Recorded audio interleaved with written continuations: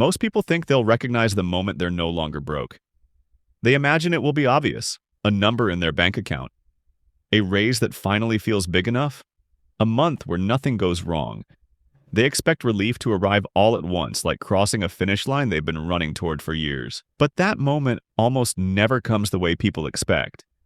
In fact, for a lot of people, the exact moment they stopped being broke already happened. And they didn't even notice, because it didn't feel like success. It didn't feel dramatic. It didn't even feel good. It just felt quiet.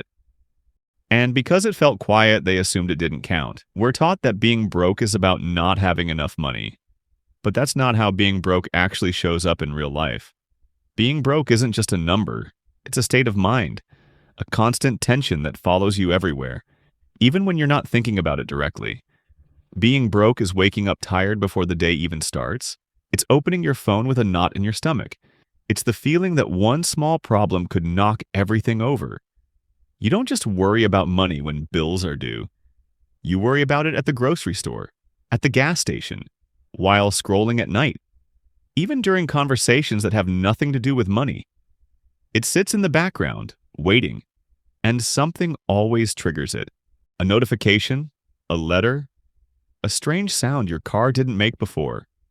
A single unexpected expense doesn't just cost money, it costs emotional stability. It pulls your attention forward into worst-case scenarios: rent, food, next month, next year. All of it rushes in at once. That's what being broke actually feels like. Not empty pockets, zero margin for error. And here's the part most people don't realize. You can increase your income and still live like this. You can earn more than you ever have and still feel broke. Because as long as your life can't absorb a surprise without panic, your brain never leaves survival mode. Scarcity mode changes how you think. It shortens your time horizon. It makes you reactive instead of intentional. You're not planning your future, yet you're managing threats.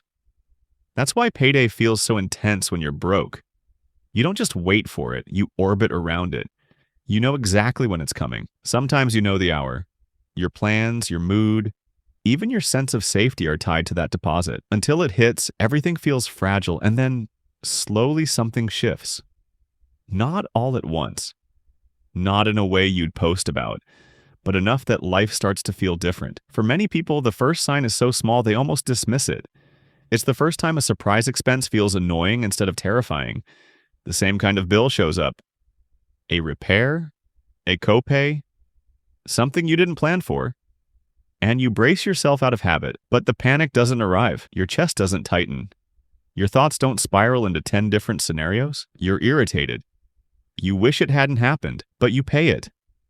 And then you move on with your day. That's the moment something fundamental has changed. Not because you're suddenly wealthy, but because the expense no longer threatens your ability to function. The fear disappears before the abundance arrives, and most people don't recognize how important that is. Another shift happens quietly inside your habits. You stop checking your bank balance before small decisions.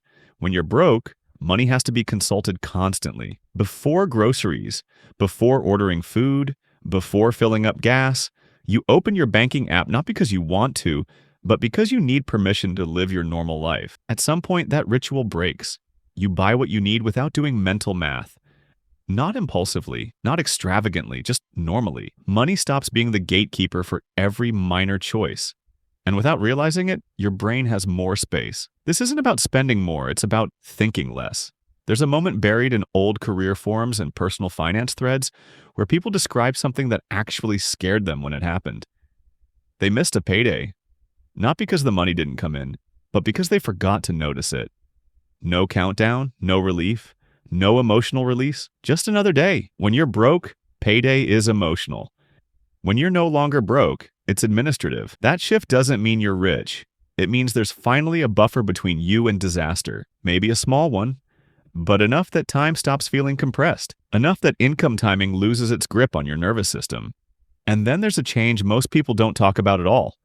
You start delaying things without feeling deprived. When you're broke, delay feels like punishment. You tell yourself, later. But later feels uncertain. Waiting hurts because it reinforces scarcity. It feels like life is on hold. When you're no longer broke, delay feels calm. Strategic. You can say no today without feeling like you're denying yourself forever. Your relationship with time stretches. The future stops feeling theoretical and starts feeling real. None of these moments show up on a spreadsheet. None of them fit neatly into advice videos. That's why people overlook them. But the most powerful shift comes quietly in the morning. There's a day when you wake up and money isn't the first thing you think about. Not because everything is perfect. Not because you don't have responsibilities, but because your brain doesn't start the day in survival mode. The anxiety doesn't lead anymore. Something else does. Your work, your plans, your life. That's the exact moment you're no longer broke. And almost everyone misses it. They miss it because it doesn't look like success the way they were promised. There's no celebration, no external validation, no sudden lifestyle change, just less noise, less fear, less urgency. So instead of recognizing progress, they keep chasing louder milestones. Bigger numbers, more visible wins, convinced that relief is still somewhere ahead of them. But relief doesn't arrive all at once. It sneaks in quietly, disguised as normalcy. If you haven't experienced these moments yet, it doesn't mean you're failing, it means you're still in survival mode. And survival mode consumes everything by design. And if you have experienced them, even briefly, it's worth noticing.